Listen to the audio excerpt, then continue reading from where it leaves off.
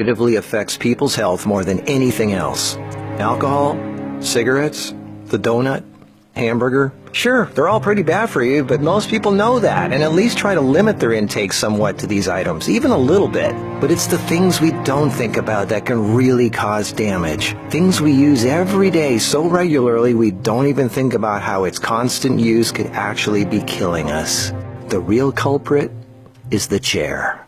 We were given legs for a reason. Most third world cultures don't even have chairs, and they walk an average of 10 miles a day. We in the modern world, on the other hand, spend most of our entire waking days sitting down. People go right from bed to sitting on the toilet, after which they sit at the breakfast table, then they sit in the car as they drive to work and spend the entire day sitting at a desk, only getting up to sit in the toilet and in the cafeteria. Then they sit in the car to drive and sit at the local bar for happy hour. Then when they've had enough of that, they go drive home and spend the rest of the day sitting in a comfortable chair watching TV before they crawl to bed to recover from all the physical exertion that day. And when people go out, they sit at a restaurant or a movie theater. Sitting all day is far worse for you than you might think. A 2010 American Cancer Society study following over 123,000 people from 1993 to 2016 found these alarming results. People who were inactive and sat for over 6 hours a day were 94% more likely to die during the time period studied than those who were physically active and sat less than 3 hours a day.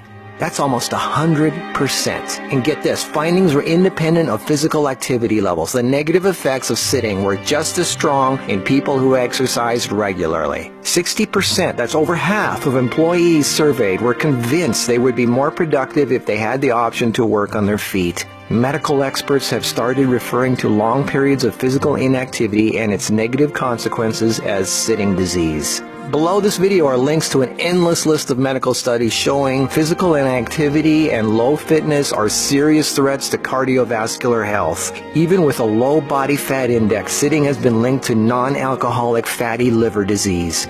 Studies showing differences in brachial and femoral artery responses to prolonged sitting. Studies showing reducing sedentary time may protect DNA. Sedentary lifestyle has been linked to depression. How sitting less increases muscle mass. Multiple studies linking diabetes to inactivity and sitting. Cells in idle muscles don't respond well to insulin, so the pancreas produces more and more, leading to diabetes. And how 5 minutes of standing every half hour can improve glucose metabolism and really help postmenopausal women who are pre-diabetic. Blood pressure drops when standing compared to sitting. A Cornell University study found that sitting more than 1 hour induces biochemical changes in lipoprotein lipase activity, that's an enzyme involved in fat metabolism, and glucose metabolism, leading to deposits of fats in adipose tissue rather than being metabolized by muscle, and increases heart attack risk, coronary heart disease, and kidney disease. This happens in both fit people who do regular aerobic activity and also unfit overweight people. This means regular exercise does not cancel out these effects of sitting the rest of the day. Sitting a lot is asking for trouble, no matter who you are.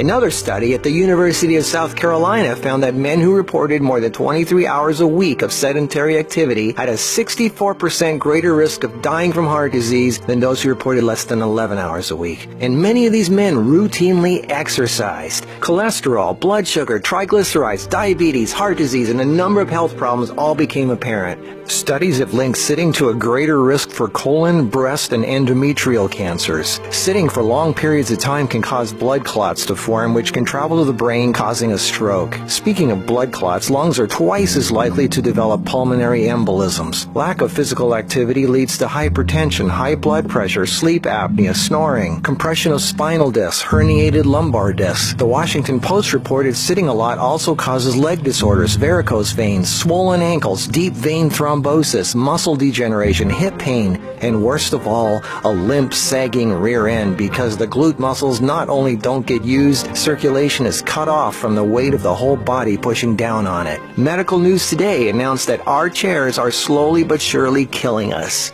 The links to all these studies are listed below this video. So what do? We have to work, right? Well, the first thing to have to look at, obviously, is our desk. It's actually becoming commonplace in many offices, factories, and even schools globally to switch to standing desks. They even have desks that instantly adjust from sitting to standing position and back down again as needed. Just Google standing desks and you get all kinds of companies. I myself use standing desks to do my video editing and even have a treadmill desk for doing my office work and online stuff. I find this much more effective than the bicycle desk I have for working on the computer. Even though my legs are moving, you're still sitting, and the leg muscles are not supporting the weight of the body.